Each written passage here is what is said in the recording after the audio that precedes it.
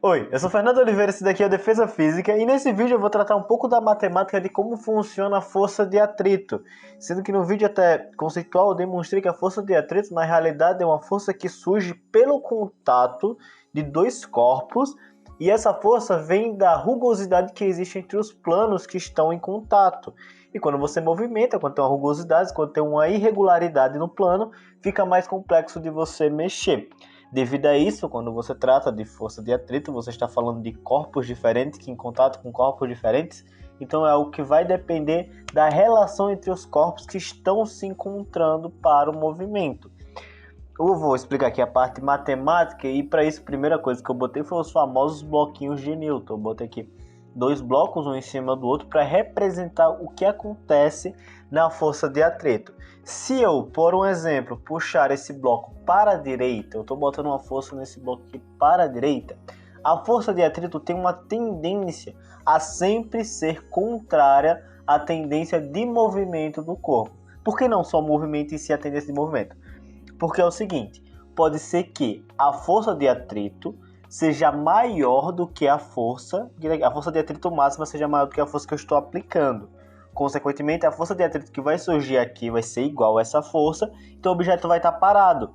Se o objeto está parado, você pensa, tá, o objeto está parado, então não é contra o movimento, porque contrário ao parado é nada. Então é por isso que é a tendência de movimento, porque se não existisse atrito, o corpo iria se movimentar para a direita. Como existe, a gente vai ter uma força de atrito que vai estar contrária à tendência do movimento. Mas eu estou puxando o bloco de baixo. O que está acontecendo com esse bloco de cima? Se eu estou puxando o bloco de baixo para a direita, de acordo com a massa inicial, de acordo com a inércia desse bloco de cima, ele vai tender a permanecer no lugar dele. Ou seja, ele vai meio que aplicar uma força contrária para que ele permaneça no seu lugar. E nesse caso, o atrito que tem no bloco aqui de cima vai ser contrário à tendência do movimento dele, que é para a esquerda. Então a força de atrito no bloco de cima vai acabar sendo para a direita. Quando você for analisar alguns sistemas de bloco, você vai tentar ver para onde é que esse bloco vai se movimentar. Porque às vezes pode aparecer um bloco de baixo em que você puxa para a direita e você vai achar que no bloco de cima o atrito também vai ser para cá. Mas não vai ser porque ele vai tender a continuar na posição dele. Por isso que para você movimentar algo, quando você vai colocar uma mesa e você empurra com tudo essa mesa e tem coisas em cima, dependendo de quão liso é essa mesa, essas coisas vão tender a voltar, vão tender a ficar no lugar delas, vai se arrastar. Acho que deixa eu pegar aqui um exemplo muito mais bonito de se falar nesse caso de empurrar alguma coisa, é que se você tem um bloco de gelo que está em cima de uma caixa e você empurra essa caixa, o bloco vai tentar permanecer, então ele vai cair. Agora, se você tem uma caixa de madeira em cima de outra caixa de madeira, quando você empurra o de baixo, normalmente o de cima vai tender a continuar lá, por conta que o atrito vai fazer com que ele não se movimente. O atrito é muito importante, mesmo que ele seja o contrário ao que a gente faz normalmente, ele vai ser contrário ao movimento, ele vai tender a ajudar muito nas nossas coisas do dia a dia, inclusive ao nosso andar. Eu fiz um O aqui porque eu não sei fazer círculo ainda nesse aplicativo, nesse programa, então eu fiz um O para representar uma roda, porque a força de atrito também funciona para o movimento de veículos. E você vai ter que saber como é que essa roda está girando. Agora, se a roda está girando no sentido horário, ela está girando para cá, no ponto de contato, vou até mudar a cor, vou botar uma cor vermelhada. No ponto de contato entre a roda e o chão, o carro, esse contato aqui vai estar se movimentando para lá. Vai ter uma força que vai estar sendo aplicada para a esquerda, nesse caso aqui. Por conta disso, a força de atrito vai ser para a direita. E essa força de atrito vai fazer com que o carro se movimente. Por isso que a roda gira num lado e você vê o carro se movimentando para o outro lado, que às vezes eu ficava muito confuso quando eu observava esse tipo de coisa. Mas agora dá para você saber que é por conta do atrito que está acontecendo entre a roda de um carro, a roda de uma bicicleta, a roda de uma moto e o chão. Agora eu vou explicar como é que você calcula essa força de atrito, que não é algo não tão complicado, porque você vai ver o seguinte, aqui eu tenho um bloco E o que está acontecendo? Esse bloco está num lugar que tem um campo gravitacional. Consequentemente, ele vai ter uma força-peso. Então, ele vai ter uma força-peso que está sendo aplicada para baixo aqui. E essa força, como ele está num plano horizontal, ela vai estar sendo aplicada no plano de maneira integral. Toda a força-peso vai estar sendo aplicada no plano, porque também não tem nada puxando ele para cima. Consequentemente, vai surgir uma normal, que é a reação do plano no objeto. Ou seja, uma força contrária ao objeto que está sendo exercida pelo plano para que ele não se movimente. Até porque quando a gente observa, quando a gente analisa o vertical, você vê que o objeto está parado. E para o objeto estar parado, você tem que todas as forças serem iguais a soma de todas as forças serem zero.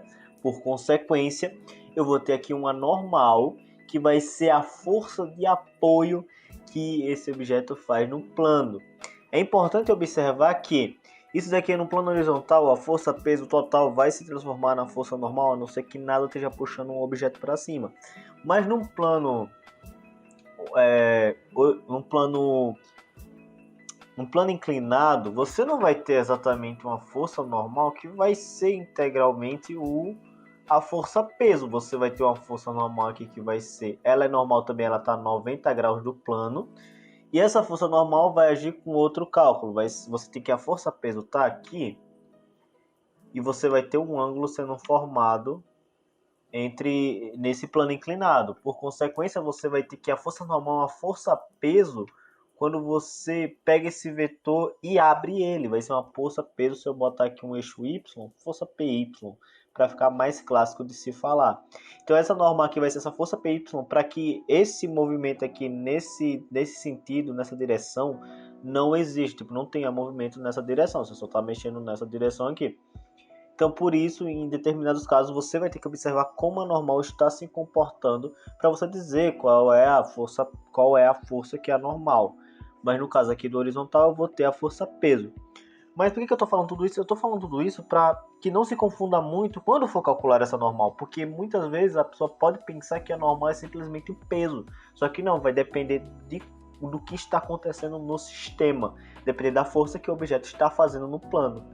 E se eu coloco uma força para cá, eu falei que a força de atrito vai ser contrária ao movimento. Eu vou ter uma força de atrito para cá.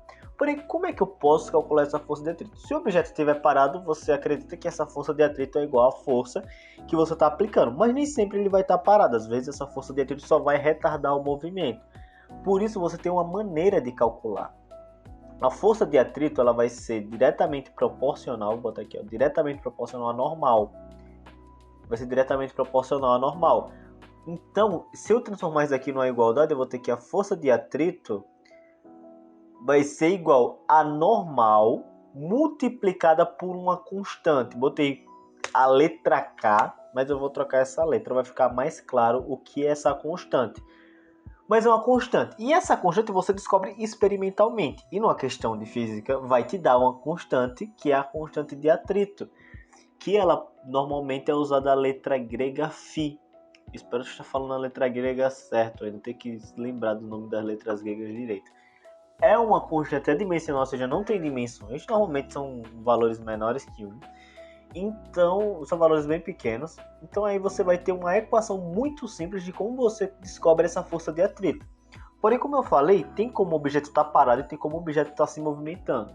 Isso é porque existe mais de um atrito. Você tem um atrito estático e você tem um atrito cinético.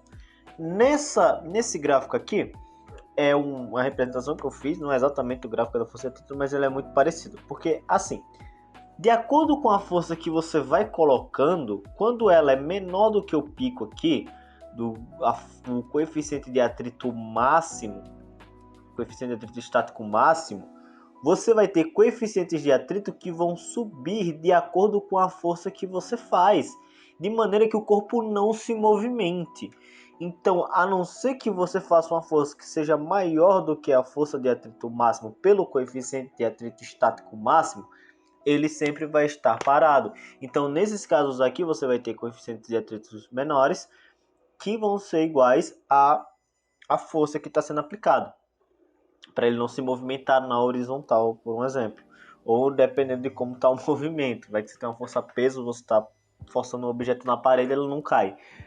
Mas você vai ter aqui um coeficiente de atrito estático máximo, que se você fizer uma força maior, o coeficiente de atrito diminui. Você pode perceber até que para você pegar e tirar alguma coisa, tipo, você vai empurrar algo, para você fazer ele se movimentar, é mais difícil do que você deixar em movimento, porque a força de atrito ela diminui. Então você vai ter o coeficiente de atrito estático, que vai ser quando o objeto está parado, que ele é maior, o máximo é maior, e você vai ter o coeficiente de atrito cinético, que é quando o objeto está em movimento. Talvez a questão vai dizer, coeficiente de atrito estático é tal, coeficiente de atrito cinético é tal, e se ela der os dois, você vai ter que ver se o objeto está se movimentando ou se o objeto está parado. Lembra que cinética vem de movimento, estático vem de estar parado. Deve ter um significado grego, alguma coisa do tipo, que eu não me recordo exatamente. A partir disso, você vai ter simplesmente uma equação, que é a força de atrito, que vai ser igual a normal do corpo, multiplicado pelo coeficiente de atrito, que vai ser ou estático ou cinético, que você vai descobrir de acordo com o enunciado. Tem um freio, o freio do carro, ele faz o carro ter um atrito para ele não se movimentar. Para que você tenha um atrito estático antes do ABS, que é um freio mais recente, você tem que ficar chunchando, ou seja, você tem que ficar apertando o freio várias vezes. Mas hoje se desenvolve o ABS, em que ele faz isso automaticamente, e você vai ter sempre o coeficiente de atrito estático, fazendo com que essa força de atrito seja a maior possível e você consiga frear o seu carro da melhor maneira possível. Esse é o poder do nosso querido ABS. Pode-se fazer um vídeo melhor explicando a fundo o próprio freio. Aqui é no plano inclinado que eu acabei já explicando aqui, mas para voltar aqui e explicar mais rapidinho, eu vou ter que... A normal, ela vai estar nessa direção aqui, e você vai ter uma força-peso que ela vai estar nessa direção aqui, que ela vai ser contra uma força-peso em Y, porque você vai ter a força-peso normal. Quando se trata de um plano inclinado, que ele é sem nenhuma outra força sendo aplicada, você só tem a força-peso em, você vai ter a força-peso em X aqui, você vai ter uma situação interessante. Por quê? Você vai ter que a força-peso em X vai ser igual a força-peso vezes o seno desse ângulo aqui, vezes o seno de φ. E você vai ter que a força-peso em Y vai ser exatamente igual a força-peso vezes o cosseno de φ. De acordo com isso, você vai chegar numa conclusão que a força de atrito estático máximo vai ser uma força de atrito que tem que ser igual a força-peso em X, porque ele está parado. Então, a força de atrito vai ter que ser igual a força de peso em X. Daí eu posso tirar aqui a normal vezes o coeficiente de atrito vai ser igual a massa m vezes g vezes o seno de φ. De acordo com isso, eu vou ter que a normal é mg cosseno de φ vezes o coeficiente de atrito, que vai ser igual a mg seno de φ. Eu posso cortar esse mg com esse mg, passo o cosseno dividindo, eu tenho que o coeficiente de atrito estático máximo no plano inclinado, quando não se tem outras forças, quando se tem outras forças tem que fazer um trabalho a mais, vai ser a tangente do ângulo φ, porque eu vou ter o cosseno passando para baixo e seno de um ângulo sobre cosseno de ângulo é exatamente igual a tangente. Era só isso que eu tinha para falar hoje.